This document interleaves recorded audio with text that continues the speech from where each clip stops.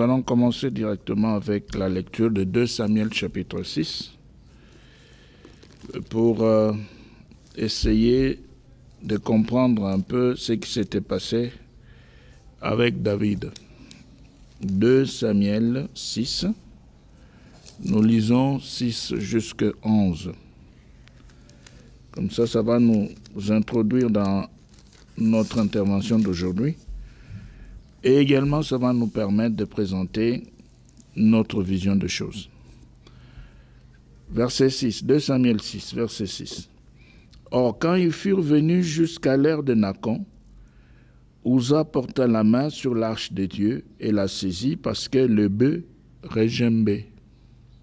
7. Et la colère de l'Éternel s'embrassa contre Uza et Dieu le frappa à cause de sa témérité.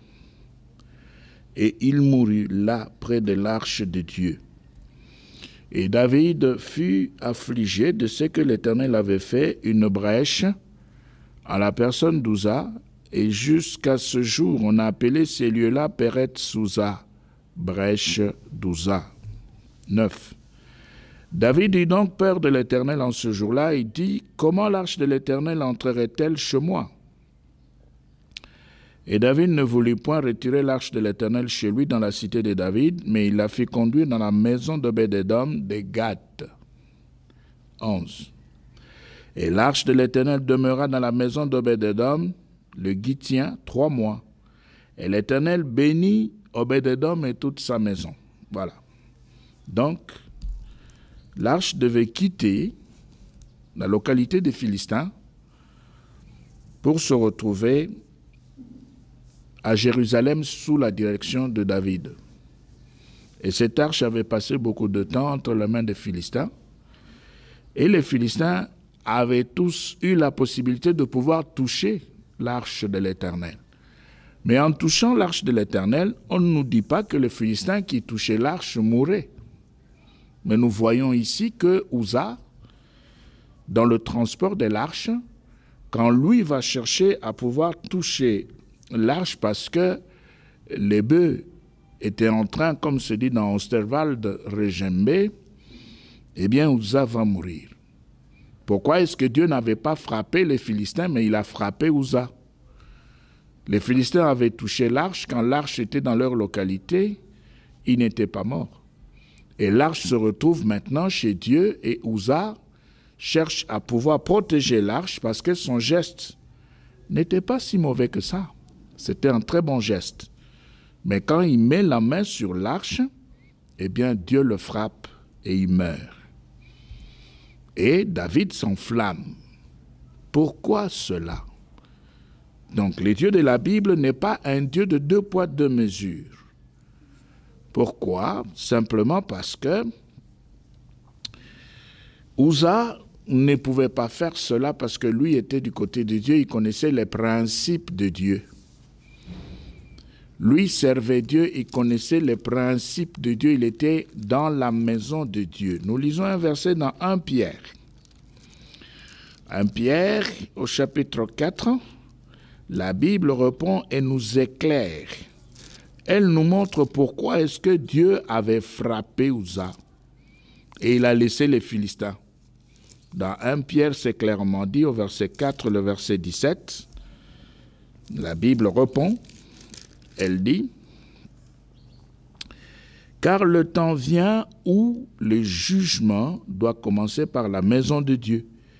Et s'il commence par nous, quelle sera la fin de ceux qui n'obéissent pas à l'évangile de Dieu ?» Verset 18.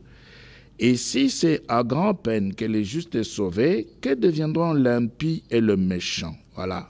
C'est pourquoi Dieu avait frappé Uza. Bon, maintenant, l'arche avance. Et David va d'abord prendre la décision de laisser cette arche dans la maison d'Obed-Édom. Et puis 3 mois après, quand il va apprendre que Dieu a accordé la bénédiction à la maison et à la famille d'Obed-Édom, David va alors se décider de pouvoir aller prendre l'arche de l'Éternel pour l'amener à Jérusalem. Et cette arche devait donc passer de Baalé-Juda. Donc Baalé-Juda, c'est l'autre appellation de Kirjat-Jarim. Kirjat-Jarim, là où se trouvait l'arche chez Obed-Edom. On va aller chercher l'arche et puis pour l'amener à Jérusalem afin que véritablement Jérusalem puisse devenir une capitale, pas seulement la capitale politique, mais que Jérusalem puisse aussi devenir la capitale religieuse. Et on va maintenant prendre l'arche. Et quand on prend l'arche, nous sommes toujours dans 2 Samuel. 2 Samuel 6, qu'est-ce qui va alors se passer maintenant? Comme David avait peur de ce qui s'était passé avec Uza, David tremblait. Pourquoi? David devait trembler parce que sur l'ordre de Dieu, l'arche ne devait pas se retrouver sur un char neuf que David avait fait fabriquer. L'arche devait se retrouver sur les épaules de Kéatites, les fils de Kéat. Ce sont les fils de Kéat qui devaient transporter l'arche sur les épaules. Et en transportant l'arche sur leurs épaules, ils n'avaient pas le droit de toucher à l'arche de l'Éternel. Mais ici, David, lui, va faire fabriquer un char neuf. Et quand il fait fabriquer le char neuf, il fait transporter l'arche et arrivé dans la localité de Nakon, eh bien, les bœufs vont commencer à régimber et l'arche va se pencher et Uza va étendre sa main pour soutenir l'arche de l'Éternel et il va mourir. Il va mourir parce qu'il a fait ce qu'il ne devait pas faire. Son geste, humainement, c'est un geste acceptable. Soutenir, aider pour que cela ne puisse pas chanceler, s'écrouler, c'est bon.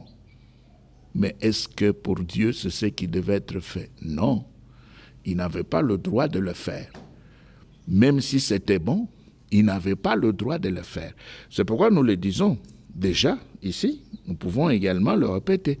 Danser, c'est bon. Quand vous dansez là, vous vous trémoussez là, vous transpirez. Et vous avez des congratulations, des félicitations de tout le monde. Et parfois même vous vous félicitez vous-même parce que vous dansez très bien. Et il y en a qui apprennent même à danser pour impressionner, pour séduire, pour attirer. C'est ce que vous faites. Vous vous déhanchez devant les gens pour les attirer. C'est bon. Mais est-ce que ce geste-là, est-ce que la danse est-elle approuvée par Dieu? Voilà la question. Maintenant, nous sommes dans 2 Samuel 6. 2 Samuel 6, nous prenons le verset 16. Mais comme l'arche de l'Éternel entrait dans la cité de David, Michal, fille de Saül, regardant par la fenêtre, vit le roi David qui sautait et dansait devant l'Éternel. Et elle le méprisa en son cœur. Michal, sa femme, regarde. Eh bien, David était devant. Mais pourquoi est-ce que David était en train de danser? David ne dansait pas parce qu'il était spécialiste en danse, non. David ne dansait pas parce que Dieu lui avait demandé de danser, non, c'est pas ça. David était en train de danser parce que les sacrificateurs, les fils de Kéat, qui avaient transporté l'arche sur leurs épaules, venaient de faire 6 pas. Et après 6 pas, ils étaient en train d'essayer pour voir si Dieu allait approuver ce qu'ils avaient fait. Lisez cela dans la Bible, c'est bien donné. Ils ont fait 6 pas, et après 6 pas, ils vont s'arrêter. Et David va faire le sacrifice d'un bœuf. Pourquoi? Eh bien, simplement, c'était la joie de voir que le Seigneur était d'accord avec ce qu'il venait de faire. Et maintenant, on pouvait continuer la marche avec l'arche jusqu'à Jérusalem. Et c'est à cette occasion-là que David va maintenant commencer à sauter, à danser, à se réjouir. Et tout le monde était dans la joie parce que Dieu venait d'approuver. Maintenant, à cause de cette joie, les gens sont en train de danser, de crier. Ok, c'est le verset 16. Mais nous nous répétons. Cette recommandation de pouvoir danser ne venait pas de la part de Dieu. Ce n'est pas Dieu qui avait demandé à David de danser. Dieu ne lui avait pas dit, maintenant David, tu es mon serviteur, tu es roi, maintenant tu peux danser. Danse pour moi, David. Non, ce n'est pas ça. En parlant de cette histoire et en considérant la danse comme une œuvre morte qui n'a rien à voir avec Dieu, nous ne voulons pas vous interdire de danser. Vous êtes tellement habitués à danser que vous ne pouvez pas laisser. Nous le savons. Vous êtes tellement habitués à danser à cause des enseignements que vous avez reçus pendant des décennies, des années. Il y en a même qui se sont levés comme ministres de chant, ils ont reçu des révélations en rapport avec l'appel de Dieu pour chanter, et c'est le ministère qu'ils ont brandi. Tout ça est faux. Ça n'a rien à voir avec les Écritures. Vous ne verrez nulle part quelqu'un qui a été appelé par Dieu et il a reçu le ministère de chant et il doit s'élever, c'est ça son travail. Tout ça, c'est faux. C'est simplement parce qu'on veut danser. Alors, maintenant, nous allons au verset 20 et 21, toujours dans 2 Samuel 6, parce qu'on m'a envoyé ce verset pour faire voir que David avait dansé et que David était un homme selon le cœur de Dieu. D'accord. David était un homme selon le cœur de Dieu et David devait accomplir toutes les volontés de Dieu. Nous sommes d'accord. C'est la vérité, ça. Nous sommes d'accord. Mais Dieu n'avait jamais demandé à David de danser. C'est ça le problème. Il ne lui avait jamais demandé de pouvoir faire cela, même si Dieu considérait que David était un homme selon son cœur. Alors, qu'est-ce qui va alors se passer? Vous allez voir que même si David était un homme selon le cœur de Dieu, les dénombrements venaient de Dieu ou de Satan. Pourquoi est-ce que Dieu n'était pas d'accord avec David? Alors que David était un homme selon le cœur de Dieu. Voilà. Donc, si Dieu ne vous a pas demandé de faire quelque chose, ne le faites pas. Même si vous êtes habitué à pouvoir le faire, quand la lumière arrive, on arrête. On arrête, on se repent, on change de comportement. C'est lui qui aime le vrai Dieu, le Dieu de la Bible. C'est lui qui aime la parole de Dieu, lira, pratiquera la parole de Dieu. Mais celui qui n'aime pas Dieu restera dans ses habitudes et continuera à faire ce qu'il avait l'habitude de faire. Verset 20 et 21. Toujours 2 Samuel 6, il est dit, « David s'en retourna aussi pour bénir sa maison. Mais Michal, fille de Saül, vint au-devant de lui et dit, « Quel honneur se fait aujourd'hui le roi d'Israël en se découvrant aux yeux de ses servantes, de ses serviteurs, comme se découvrirait un homme de rien. » N'oubliez pas que Michal est l'épouse de David. Elle a une certaine liberté de pouvoir s'adresser à son mari. 21. Mais David dit à Michal, c'est devant l'Éternel, c'est devant l'Éternel. Pourquoi devant l'Éternel? Parce que dans cette dispensation, dans l'Ancien Testament, eh bien, Dieu était à l'extérieur. Il n'habitait pas dans l'église, nous le savons. Alors qu'aujourd'hui, Dieu par l'Esprit habite en nous. Dieu par l'Esprit habite en nous. Dieu par l'Esprit habite en toi. Maintenant, danse devant ce Dieu qui habite en toi. Comment tu vas danser? Parce qu'il est en toi. Tu devras donc danser en toi-même devant ces dieux-là. Comment est-ce que tu vas le faire? Ça, ce sont des impossibilités. C'est pourquoi, comme nous l'avions dit la fois passée, l'Église repose sur le fondement des apôtres et des prophètes. Nous ne voyons pas les apôtres faire cela. Nous ne voyons pas les prophètes faire cela. Ça n'a pas été fait. Mais maintenant, si l'Église a ce fondement, si l'Église considère les apôtres et les prophètes comme le seul fondement, ça veut dire que ces gens-là deviennent notre modèle aujourd'hui. Nous ne pouvons pas faire de choses en dehors de ce qu'ils avaient fait, parce qu'ils avaient reçu la parole de Dieu avant nous. Mais regardez ce qui se passe aujourd'hui. On se bat pour justifier la danse. On tient mordicus. Pourquoi? Parce qu'on veut danser absolument. Personne ne vous interdit. Dansez. Mais ce que vous faites là, c'est pour vous-même. Ce n'est pas pour Dieu. Dieu ne vous a jamais demandé de faire cela. C'est une œuvre morte. Il y a des choses dans l'Église qui peuvent sortir du cœur de l'homme et il y a des choses dans l'Église qui peuvent être commandées par l'Esprit de Dieu. Nous vous donnons l'exemple des applaudissements, les acclamations. Il y a des acclamations provoquées, poussées par l'Esprit de Dieu. Et il y a des acclamations provoquées, poussées par les hommes. Quand par exemple le berger s'élève, il demande aux gens d'acclamer. Est-ce que c'est l'Esprit de Dieu? Vous allez me dire, oh mais c'est peut-être l'Esprit de Dieu qui lui a dit de demander, etc. Ok. Mais il y a aussi des moments où c'est le berger lui-même qui trouve que les gens sont en train de dormir. Et puis il dit, bon, levez-vous, acclamons le Seigneur, chantons, etc., pour chasser le sommeil, c'est tout. Il y a donc des choses dans l'Église qui sortent du cœur de l'homme. Tout ce qui sort du cœur de l'homme pour Dieu constitue ce que nous appelons œuvre morte. Ça n'a rien à voir avec Dieu. Ça n'a rien à voir avec Dieu parce que Celui qui fait une offrande selon ses propres règles va échouer.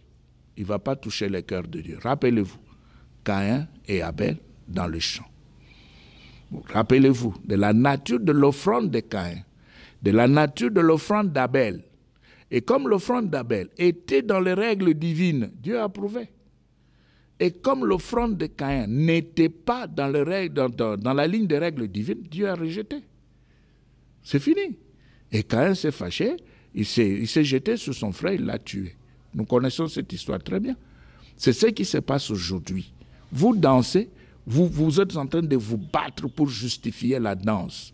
Nous disons simplement, et tout haut, c'est diabolique. Ça n'a rien à voir avec Dieu.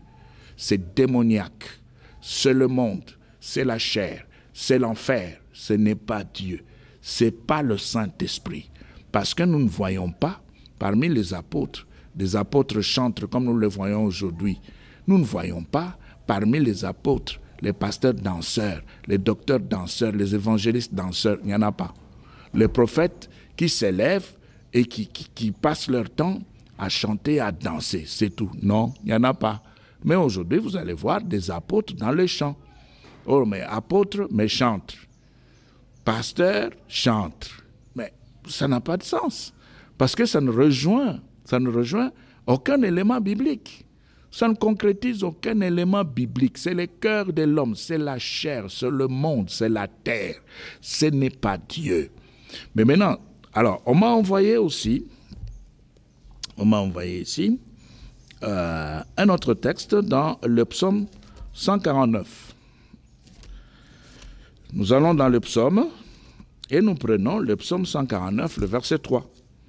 On me demande de pouvoir lire et de voir que la danse est vraiment approuvée. Non, mes amis, non. Vous aimez seulement danser. Vous pouvez aller chez Werason, vous allez danser.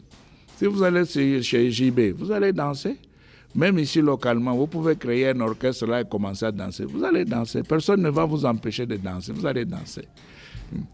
Alors, dans le psaume 149, verset 3, écoutez ce qu'on dit. On dit ceci, « Qu'il loue son nom avec des danses, qu'il le chante avec les tambourins et la harpe. » On me dit, vous voyez, qu'il loue son nom avec des danses. Donc, nous dansons pour louer Dieu. Très bien. Vous dansez pour louer Dieu. Nous sommes d'accord. Et si nous allons même dans le psaume 150 déjà ici, parce qu'on m'a aussi envoyé ce psaume, psaume 150, on m'a envoyé le verset 4. On me dit, louez-le avec les tambourins et les danses. Louez-le avec les instruments à cordes et la flûte. Très bien. Donc, on utilise ici ces deux versets comme des recommandations pour pouvoir danser. Nous sommes d'accord. C'est ce qui est écrit. On nous demande de pouvoir louer Dieu avec des danses. C'est écrit comme ça. Très bien. Mais les apôtres qui nous avaient précédés, est-ce qu'ils n'avaient pas lu ce verset? Ils ne connaissaient pas ce texte? Ils avaient oublié de danser devant Jésus et pour Dieu? Ils avaient oublié ça? Et nous, aujourd'hui, pouvons-nous dire que nous venons de découvrir ce verset et nous les lisons avant les apôtres? Voilà le problème. C'est que les apôtres ont connu ce texte avant nous. Ils nous ont précédés dans la foi. Ils étaient avec Jésus. Ils ont connu ce texte. Pourquoi est-ce qu'ils ne l'ont pas fait? C'est ça la question qu'il faudra se poser. C'est écrit. Ils ont lu. Pourquoi ils ne l'ont pas fait? Ils ne pouvaient pas le faire, et vous allez voir plus loin la raison fondamentale. La première raison que nous avons donnée la fois passée, c'était le fait de pouvoir vous dire que quand vous vous déhanchez devant les gens, vous êtes en train de danser là, vous réveillez Eros. Eros, vous réveillez le sexe. C'est ça que vous réveillez. Vous ne réveillez rien d'autre. Vous êtes en train d'encourager l'impudicité. Vous êtes en train d'encourager tout ce qui est érotique parce qu'en dansant, en vous déhanchant, vous êtes en train d'érotiser l'assemblée. Vous êtes en train d'érotiser l'assemblée. Parce que vous êtes en train de vous déhancher devant les gens et il n'y a pas une autre façon de comprendre cela. Il n'y a que cet élément-là. C'est pourquoi, dans Hébreux 13, au verset 7, Hébreux 13, au verset 7. Je crois que nous avons répondu à ceux-là qui brandissaient ce verset pour faire voir que absolument on doit danser. Non, vous ne pouvez pas le faire parce que les apôtres n'ont pas fait cela. Vous ne pouvez pas dire que vous avez connu ce verset avant les apôtres et les prophètes. Ils ont connu ce verset avant vous, mais ils n'ont pas dansé. Pourquoi vous dansez? C'est que vous comprenez mieux la parole de Dieu plus que... Voilà la question. Et si vous reconnaissez le fait que vous ne pouvez pas comprendre la parole de Dieu plus que les apôtres et les prophètes, alors si vous aimez Dieu, arrêtez de danser. Dans l'église, on chante et chantons tous pour le Seigneur. Mais pas danser, non, ça n'existe pas. Ça n'existe pas, même si on vous a déjà enseigné cela pendant de millénaires. Ça ne veut rien dire, ça ne produit rien. Dieu n'y est pas. Ce n'est pas son affaire. Hébreux 13, on nous donne un conseil et j'aimerais que vous puissiez aussi prendre ce conseil. 13, verset 7, il est dit: souvenez-vous de vos conducteurs qui vous ont annoncé la parole de Dieu. Les apôtres, les prophètes nous ont annoncé la parole de Dieu. Souvenez-vous des prophètes qui vous ont annoncé la parole de Dieu et considérant l'issue de leur vie, imitez leur foi. Imitez leur foi. C'est donné. C'est le conseil qu'on nous donne dans Hébreux 13, verset 7. Alors, si on nous donne ces conseils, et si on considère les apôtres et les prophètes comme étant véritablement des conducteurs, des personnes qui nous ont annoncé la parole de Dieu, qui nous ont précédés sur le champ, mais alors, pourquoi est-ce que nous allons prendre la décision de faire tout à fait le contraire? Donc, il est bon de pouvoir rester dans les limites des recommandations des Écritures. Cela est très important. C'est pourquoi, dans Matthieu 26, nous revenons sur ce texte de la fois passée, dans Matthieu 26, au verset 30, il est dit: « Et après qu'ils eurent chanté les cantiques, ils partirent pour la montagne des Oliviers. » C'est pourquoi nous vous disons que dans l'église, on doit chanter. On doit chanter, pas autre chose. Pas danser, non. Vous allez aussi voir que dans une vraie église qui se trouve dans la pratique de la parole de Dieu, on chante, on ne danse pas. Mais vous allez voir aujourd'hui, dans d'autres églises, on a mélangé les choses. À côté de chant, on a placé la danse. Et là, les gens sont en train de se déhancher pour réveiller Eros et provoquer les péchés sexuels. C'est pourquoi nous sommes en train de recommander aux vrais chrétiens, aux amoureux de la parole de Dieu, aux enfants de Dieu, de rester dans les limites de la pratique de la parole de Dieu. Qu'ils restent dans les limites de la pratique de la parole de Dieu, qu'ils ne puissent pas se laisser emporter par des explications non bibliques. Si vous voulez continuer à danser, continuez à danser. Il n'y a personne qui s'interposera. Continuez à le faire. Vous allez le faire, c'est votre affaire, c'est votre décision. Vous avez choisi de faire ce qui est opposé à la parole de Dieu. Alors, maintenant, il y a un sérieux problème.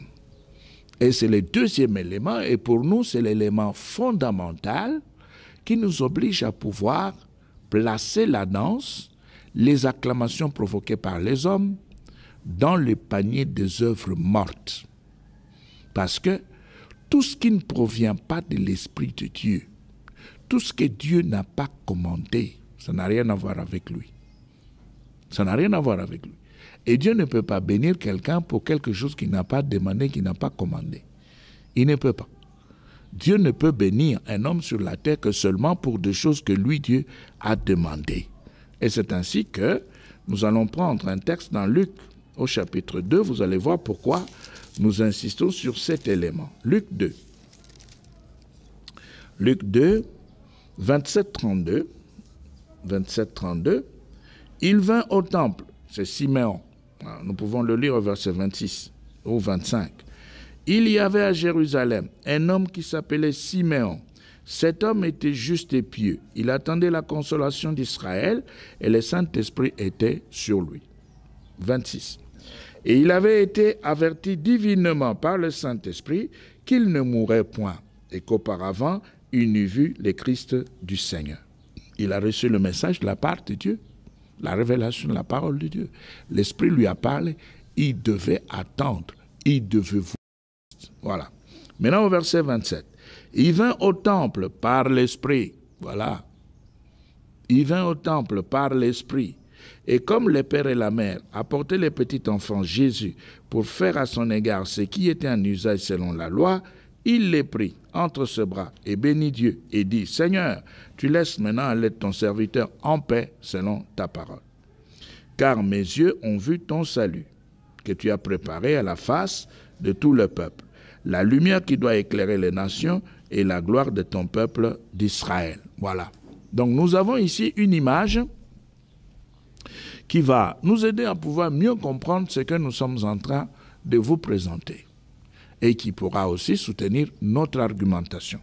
Il y a le vieillard, Siméon, qui va porter le petit enfant dans ses bras. Nous avons là le passé, symbolisé par le vieillard, et le futur, symbolisé par le petit enfant Jésus. Alors le vieillard vient avec la richesse du passé pour déverser cette richesse sur le petit enfant Jésus, qui devait commencer une nouvelle génération. Le vieillard, lui, a fini son travail, il est au soir de sa vie, il doit quitter la terre. Et Dieu lui avait demandé de rester là. Dieu lui avait donné l'information selon laquelle il devait rester en vie jusqu'à la naissance de Christ. Et quand Christ apparaît, Siméon a Christ dans ses bras, Siméon déverse ses bénédictions, il donne le passé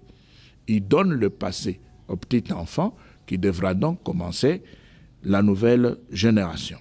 Mais maintenant, frères et sœurs, c'est Christ qui va commencer la nouvelle génération. Jésus-Christ qui commence la nouvelle génération. Qui est-il? Il nous est dit dans la Bible, nous prenons parole de vie, 1 Corinthiens 15, c'est clairement dit, on nous dit ceci. Dans 1 Corinthiens chapitre 15, le Christ qui arrive, le Christ qui va commencer la nouvelle génération pour l'accomplissement de la parole de Dieu, qui est-il? Qui est-il? 1 Corinthiens 15, 45. Écoutez, c'est bien écrit. On nous dit ceci. On nous dit, verset 45, dans le livre saint, on lit, Adam, le premier homme, c'est un simple être humain qui a reçu la vie. Un simple être humain qui a reçu la vie. Le dernier Adam est rempli de l'Esprit Saint qui donne la vie. Vous voyez? Le dernier Adam est rempli de l'Esprit Saint qui donne la vie. Donc Christ est un esprit vivifiant. Christ est un esprit vivifiant. Maintenant, le vieillard Siméon se présente. Il vient donner le passé, donner l'accomplissement des promesses, donner les prophéties, donner la richesse du passé à Christ.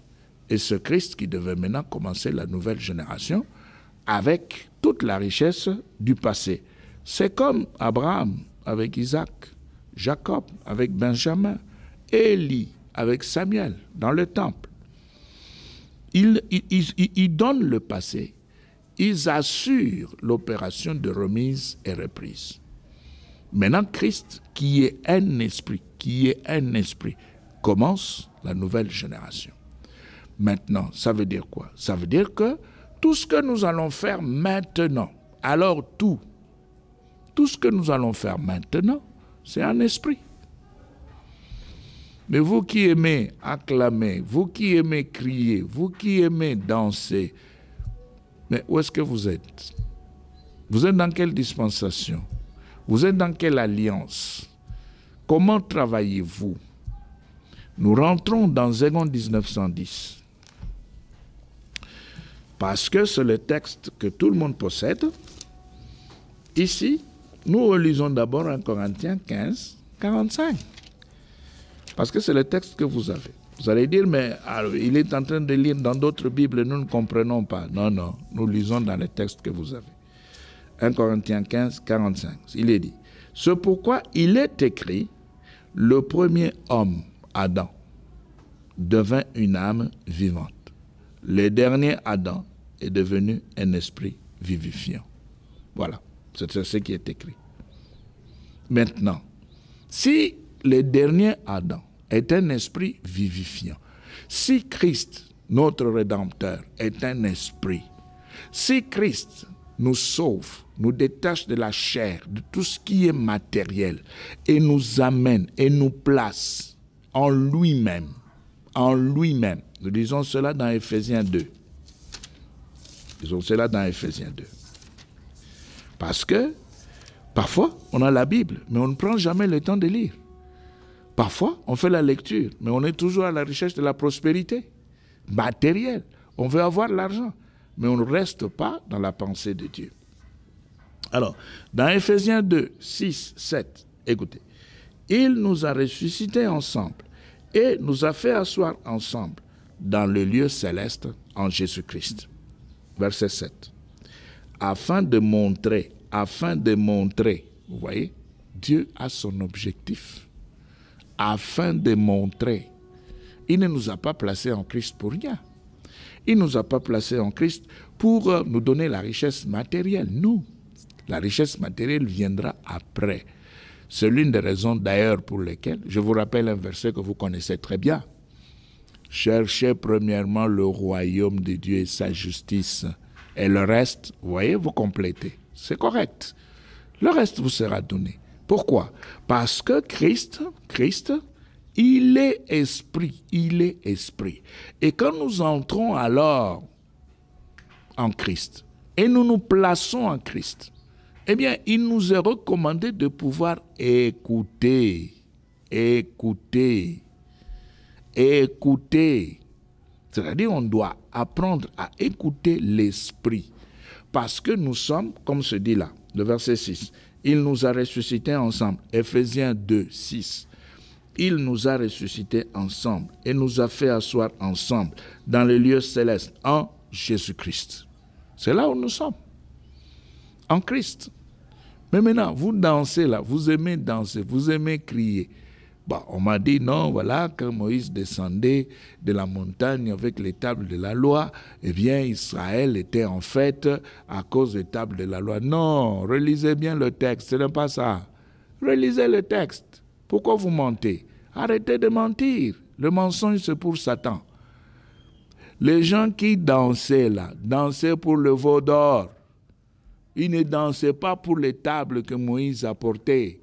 Ils dansaient pour le veau d'or qui avait été fabriqué par Aaron. Et même quand Moïse descend, il va entendre le chant, il va entendre le cri, il va se rendre compte du fait que les gens étaient en train de danser. Maintenant, quand Moïse descend, eh bien, il ne va pas danser avec les gens parce qu'ils étaient contents des tables de la loi. Moïse va casser les tables, il va descendre et puis il va punir les gens. Frères et sœurs, lisez les Écritures. Lisez la parole de Dieu, restez dans les limites de la pensée de Dieu. Vous aimez danser, ok, continuez à danser, il n'y a personne qui vous interdit. Mais nous vous informons seulement que ça se retrouve dans les paniers des œuvres mortes. Ça n'a rien à voir avec Dieu. Maintenant, alors quand on est en esprit, on doit apprendre à écouter l'esprit. Je continue à utiliser la Bible que vous avez, le texte que vous avez. Parce que quand on utilise d'autres versions, vous vous posez des questions. Est-ce que c'est comme ça que c'est écrit? Est-ce que vraiment c'est ça? Non, prenons seulement le texte 2 19, 110 que vous avez.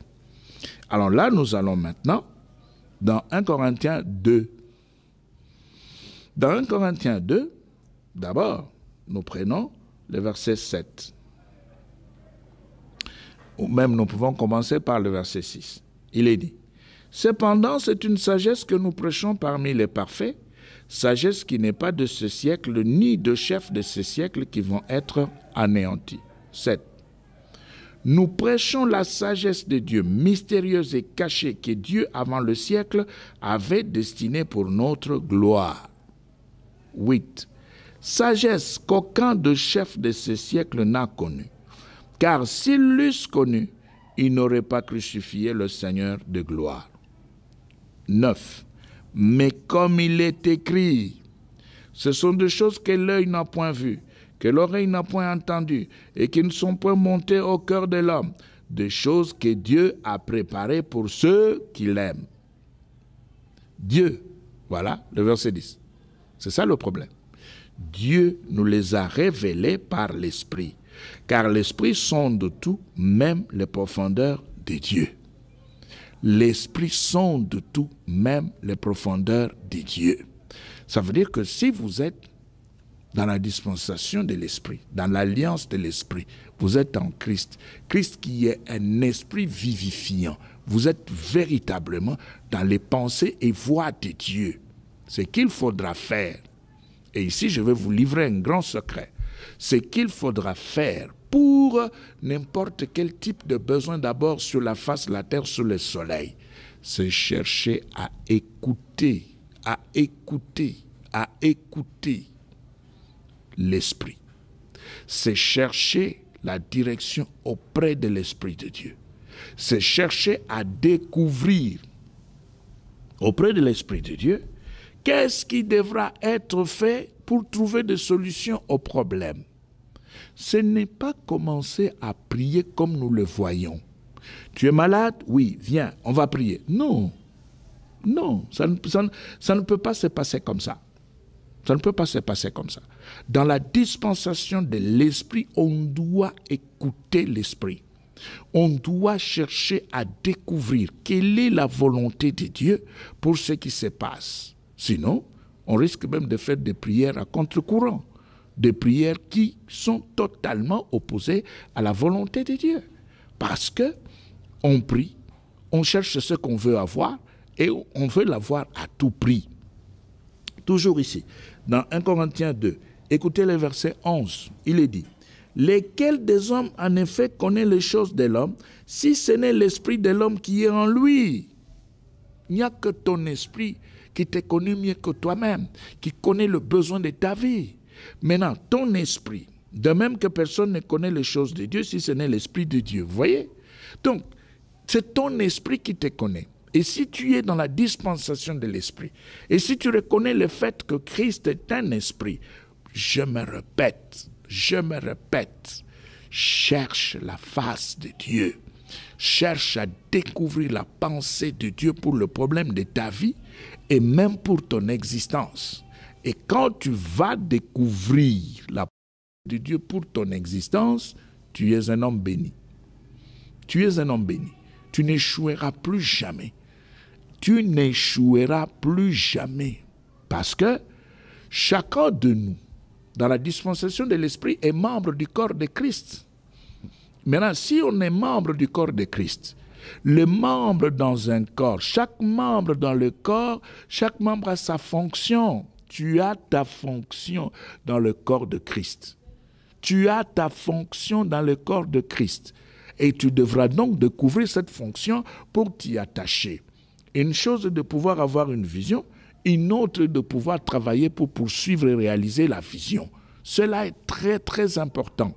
Dans la dispensation de l'Esprit, on doit chercher à écouter avant quoi que ce soit. Nous lisons un verset que nous connaissons tous très bien. Toujours dans Zégon, dans Matthieu. Toujours dans Zégon, que vous avez. Vous allez voir que vous avez ce texte-là. Matthieu 6, nous prenons le verset 9. Il est dit: « Voici donc comment vous devez prier. Voici donc comment vous devez prier. Notre Père qui es aux cieux, que ton nom soit sanctifié. » Maintenant, écoutez le verset 10, que nous connaissons tous très bien, mais que nous négligeons. Il est dit: « Que ton règne vienne, que ta volonté soit faite sur la terre comme au ciel. » La volonté de Dieu qui se réalise là-haut dans les cieux, la volonté de Dieu qui se réalise devant les yeux de Dieu, cette même volonté devra aussi, en respectant le principe de simultanéité, s'accomplir sur la terre. C'est pourquoi nous disons, il ne faut pas, pour n'importe quel type de problème, s'élever et commencer la prière. Non, Et il faut d'abord rechercher la volonté de Dieu. Il faut d'abord rechercher la direction, la pensée de l'Esprit de Dieu avant de faire la prière. Parce que ici, on nous dit, il faudra que la volonté de Dieu qui s'accomplit, qui se réalise là-haut dans les cieux, dans la présence de Dieu, que la même volonté puisse aussi s'accomplir sur la terre. La même volonté puisse aussi s'accomplir sur la terre. Alors, maintenant, si par exemple, vous négligez cela, vous laissez de côté la parole de Dieu, vous laissez de côté la recherche de la pensée de Dieu, mais vous allez vous retrouver très loin de Dieu. Et là, vous allez faire des prières qui seront stériles. Et là, Dieu ne pourra pas vous exaucer. C'est pourquoi nous insistons dans la dispensation de l'Esprit. Il faudra se battre et tout faire pour écouter l'Esprit. Écouter l'Esprit. Et chercher à recevoir la direction. Nous l'avions dit dans nos interventions passées. Un enfant de Dieu véritable qui sait qu'il est dans la dispensation de l'Esprit ne peut pas négliger ses songes, ne peut pas négliger ses visions et doit les analyser. Et même si on est dépassé, on doit chercher un berger pour pouvoir bien comprendre ce qui se trouve dans les songes, ce qui se trouve dans des visions. Toutes les prières formulées en dehors de la direction de l'Esprit sont des prières stériles, inutiles. Ça ne produit rien. Et ici, si on n'a pas la direction, comme on le voit toujours à la radio, on appelle. On téléphone, on appelle. Priez pour moi, je suis malade. Priez pour moi, je suis chômeur. Priez pour moi que je trouve du travail. Priez pour moi, je souffre, etc. Et puis, celui aussi qui est dans le studio, qui est sur le plateau, commence au nom de Jésus. Non, ce sont des aventures. Ce sont des aventures. Vous priez pour cet homme-là. Vous ne savez même pas s'il est converti, s'il n'est pas converti. Vous ne le savez pas. Vous ne savez même pas s'il est dans la foi ou n'est pas dans la foi. Vous ne le savez pas. Vous ne connaissez même pas pourquoi il est dans cette situation-là. Vous n'avez jamais pris le temps de pouvoir le chercher. De telles prières, on peut juste les faire pour des gens qui doivent se convertir. Pour des gens qui doivent donner leur vie à Christ. C'est fini. Le reste, il faut rechercher. Il faut rechercher. Il faut rechercher la volonté de Dieu. Et c'est ce que Jésus donne comme leçon à ses disciples. Donc, nous nous répétons, avant de terminer, nous disons que dans la dispensation de l'Esprit, il faut chercher à écouter l'Esprit avant de faire quoi que ce soit. Que Dieu vous bénisse.